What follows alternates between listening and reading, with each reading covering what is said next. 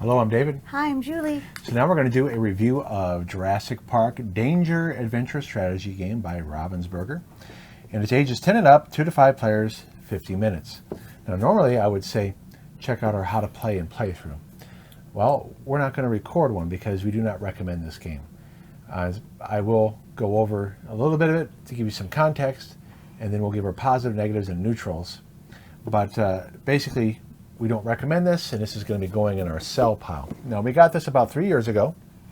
I was actually excited. I looked for it, got it at Target. We played it a couple times. You're like, wow. And then sat on the shelf for the last 3 years. And with the new movie coming out and doing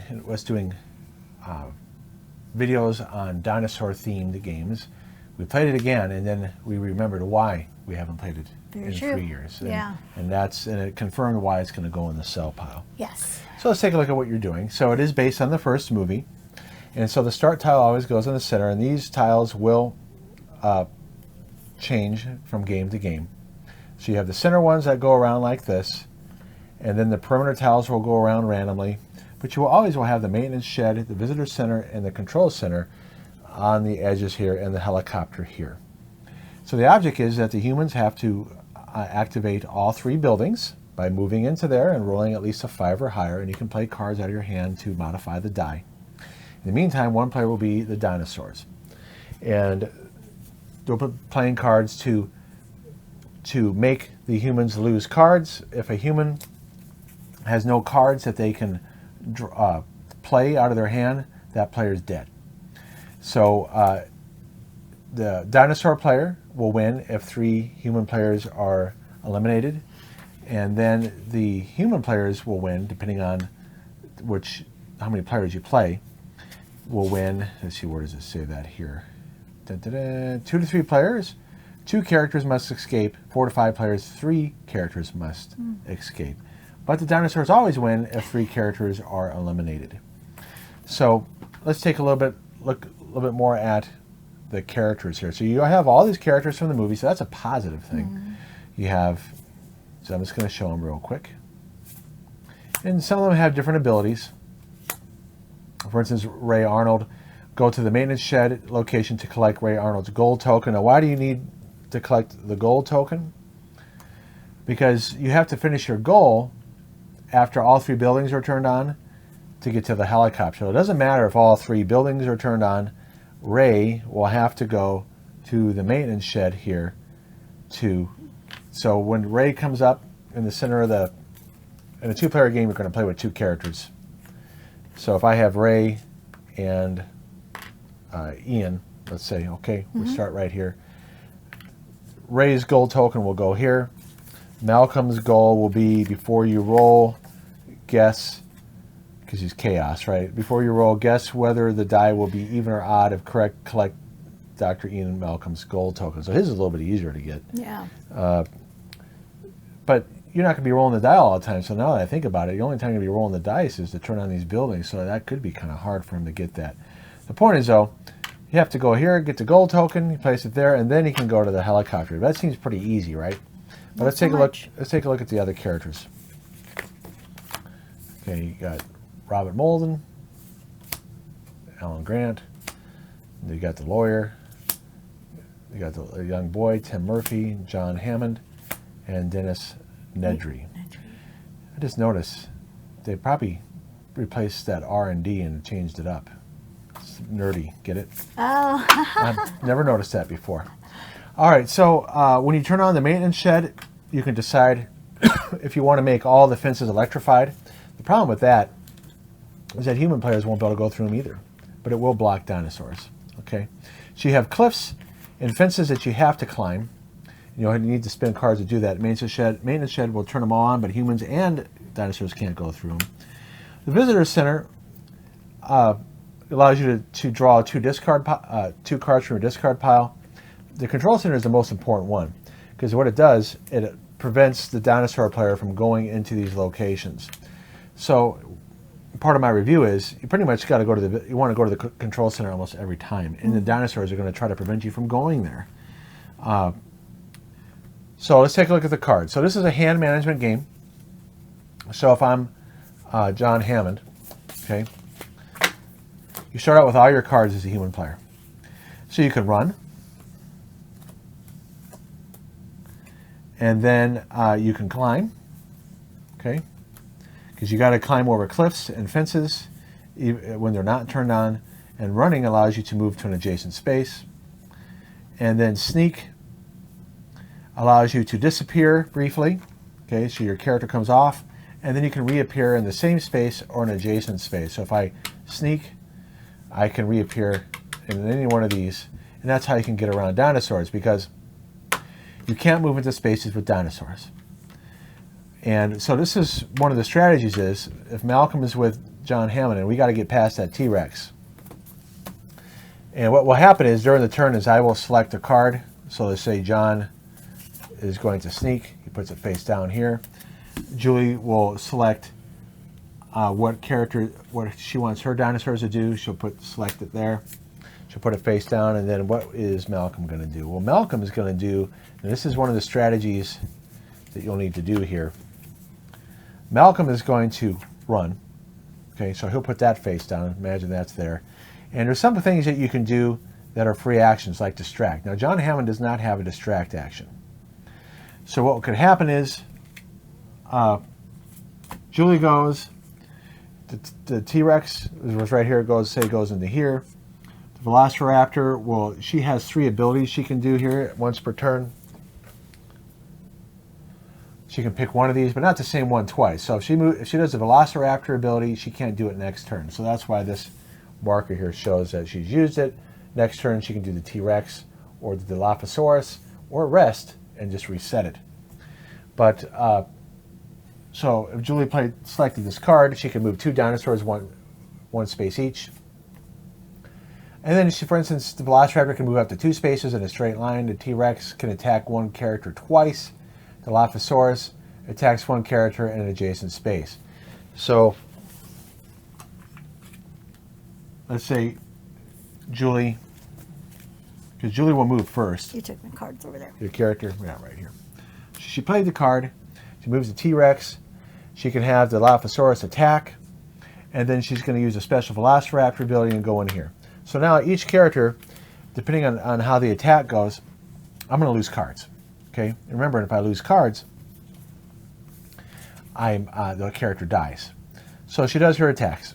Okay, so now Darrell Hammond goes into hiding. He's sneaking, so I put him face down. He'd usually be standing up. And then what has to happen is now he picked a run, right? So he ran here, and then what he may have to do then is do a free action distract to move the T-Rex onto him, and he gets attacked again. So losing even more cards. So that way he can reappear next turn and hopefully get here. But then Julie's going to know that, and she's probably going to be moving dinosaurs there to stop me from doing it. All right, so the reason why I'm being kind of negative about it, because it kind of sucks, okay? It's not fun to be the human player, because it forces you to do things. Yeah, you want to stick together, but then look what happens. You stick together and we get attacked, okay? Julie would have attacked us twice. We would have lost cards. And here's the sad thing. When you play cards, okay, say I played all these cards, and I lost some in the attack. It's called burning. They get burned. They're out of the game forever. Because what you do, you lose them randomly. So that's really wonderful, isn't it? You lose a random card that you might need. So I lost it, and I played these. Now if I want to reset, I have to burn anything I have left. I'd have to lose all 4 of these cards to get back my discards. So what that forces you to do then is that you want to play as many cards as you can, okay? Then burn them, and then get them back. But if I don't do it at the right time, and Julie attacks me too much, say I have 2 cards left, and then I can't draw because I didn't. In other words, if I'm trying to play as many cards as I can, so I don't burn too many, but if I don't hold enough cards back and she attacks me, I'll be out because I won't be able to draw. All right, so that's the game in a nutshell.